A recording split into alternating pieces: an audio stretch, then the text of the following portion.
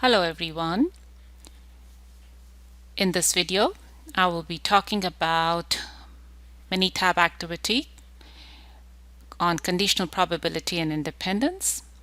As usual, you need to go to your D2L shell, click on Math 1530, click on Content, click on mini-tab and Calculator Assignments, click on Activity 3, and when you do, you will see these two documents over there, Activity 3, Conditional Probability Independence, and your mini-tab file. Now this is the file which we also saw earlier in our activity on basic graphs. So go ahead and download Activity 3 on your laptops on desktops, which I've already done so. And wherever you have saved this mini-tab file, go ahead and double click on it. So I'm going to go to the place where I have saved my mini-tab file. So it's on my desktop. I'm going to double click it. So the worksheet opens up again, very familiar, guys. Now this time we're going to work on Activity 3 questions. So let's look at Activity 3. Now Activity 3 has questions which are based on probability. Now these questions are things which I have done in the class. So you need to go and look at your lecture notes and you'll be able to solve the question number 1. And then also some part of it is conditional probability. You just need to go and look at the things in our lecture note. What my main focus in this video is on the mini-tab file. So the mini-tab here is we're going to make a clustered bar chart for gender versus left and right-handed. And here this problems will investigate the dependency from a statistical standpoint using mini-tab. So the first part to question A, to 2 is a clustered bar chart for gender versus left right-handed. And I'm doing this activity on a Windows. So I will be following the Windows instruction. Okay, so we have to make a clustered bar chart. Once again, click on Graph, Bar Charts, and click on Cluster because we are having two variables. And by default, the bars are representing counts of unique values here. Click OK. Now you will have a blinking cursor under categorical variables. We're going to have two of them here, and that is gender. Double click here, and R/L. because we're looking at the left and the right left-handedness. Okay, now just go ahead and click OK. So notice the graph we have. This graph, notice, has some data set which is called AMB, which is basically ambiguity. Okay, so what do? Now we need to basically remove this misleading data. Before we do that, make sure, according to the question, you have to save this clustered bar as an image and paste it below here. Okay, so I'm just going to show you once more. Click on the downward arrow, copy the graph, go to the Word document, and paste it. So you will have this one. Then the next question is remove this misleading data, and then again save the graph and paste it over here. Now remember, we have done a similar kind of problem in our basic graphs, that activity. So I'm going to just show you the steps and then you can do the rest of the questions. Okay, so let's click on Data, Sort, and we're going to click the first column can be gender. The second would be, take your cursor here, R and L.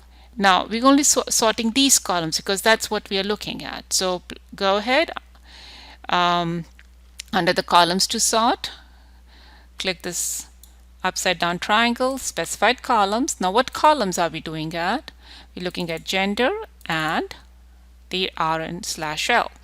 Now once again, do not store at the end of the current worksheet. Rather, you should go and open up a new worksheet and let it be worksheet 3 here.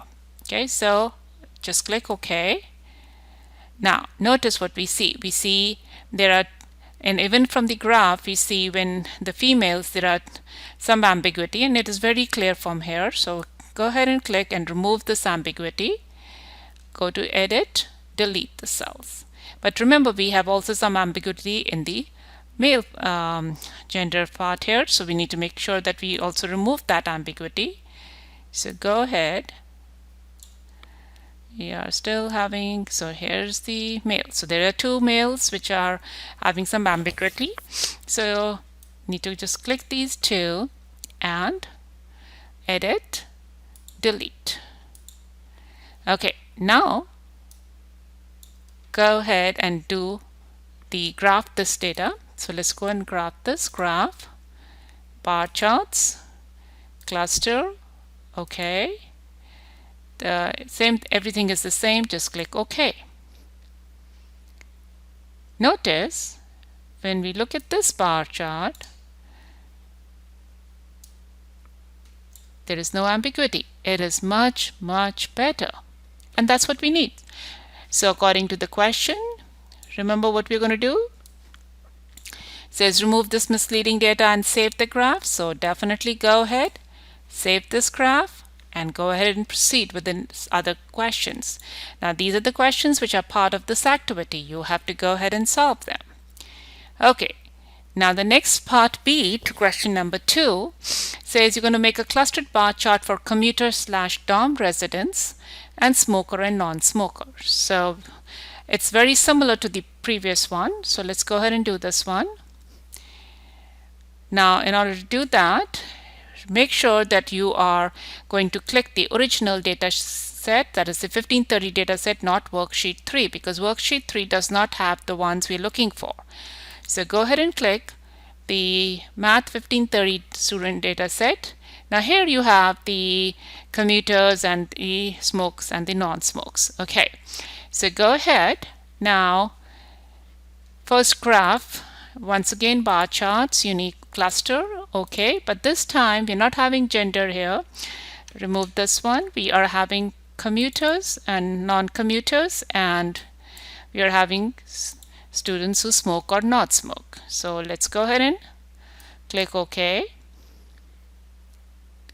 So clearly this data set also has some misleading data. Now a person cannot be a smoker and a non-smoker. You can already see that here. So what we have to do is the same way we did question number 2 part A, remove the data set which includes this. I'm going to start it and then I'm going to let you complete it. So once again go to data, sort. Now in this column just put commuter and dorms. In the second row put smokes or not smoke, and then under columns go ahead and put commuter and smoking or not smoking in a new worksheet, worksheet 4. Okay. Notice clearly when you look at the table or the columns below, you see, yeah, these are missing ones. So go ahead and do the same way I showed you earlier, and then remove all this misleading data and go ahead and create the graph.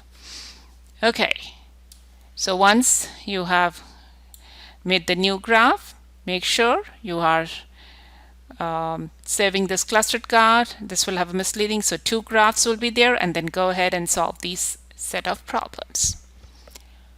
Thank you.